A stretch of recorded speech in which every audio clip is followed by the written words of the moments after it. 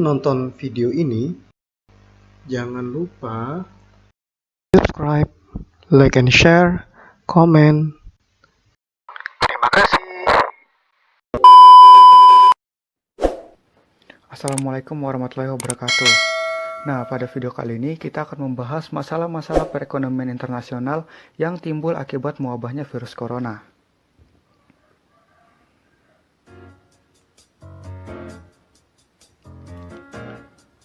Virus corona merupakan virus yang menginfeksi sistem pernapasan.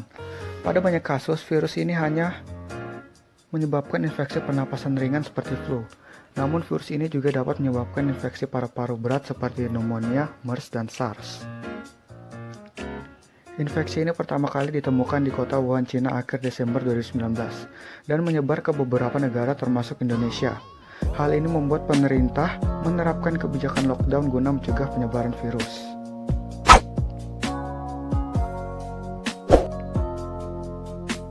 Karena adanya virus corona ini membuat perekonomian dunia terganggu, termasuk Indonesia. Cina merupakan salah satu mitra dagang terbesar Indonesia. Kebijakan lockdown membuat sistem perdagangan kedua negara sedikit terganggu, dan terjadi penurunan pemerintahan komoditas bahan tambang dari Indonesia untuk Cina.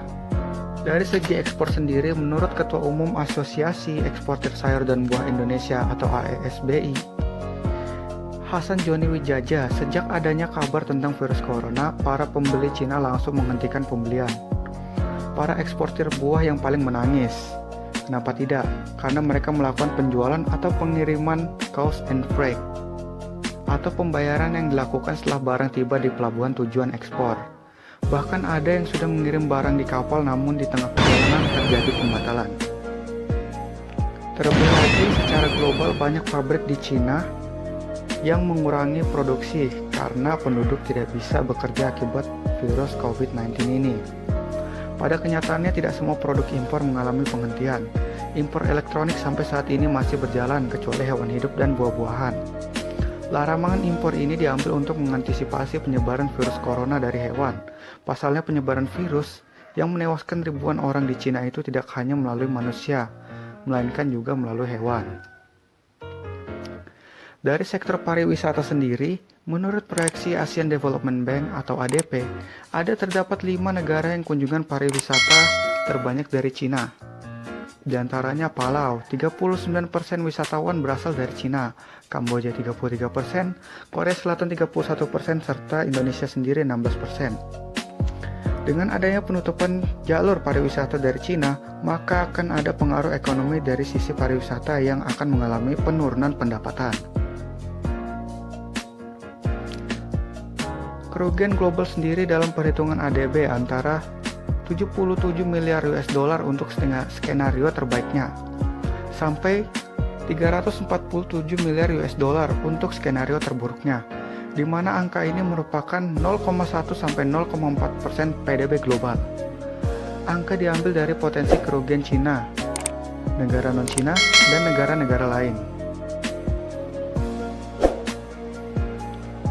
Kesimpulannya, bahwa sektor yang paling terganggu akibat mewabahnya virus corona adalah sektor ekspor, impor, dan pariwisata. Dikarenakan negara-negara terindikasi tertular corona akan memberlakukan kebijakan lockdown sehingga akan membatasi ekspor impor serta warganya akan dilarang untuk berpergian karena terancam menularkan dan tertular corona, sehingga mengurangi pendapatan dari dua sektor di atas.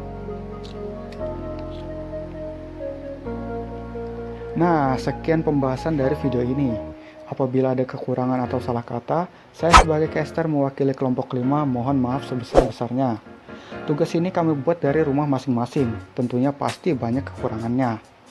Nah, sedikit pesan dari saya. Di antara cobaan yang kita hadapi, pasti ada hikmah di balik itu semua. Saat ini, kita dapat menyelamatkan nyawa sesama dengan cara tinggal di rumah. Maka untuk saat ini, kita bersama-sama tinggal di rumah. Akhir kata dari saya, Assalamualaikum warahmatullahi wabarakatuh.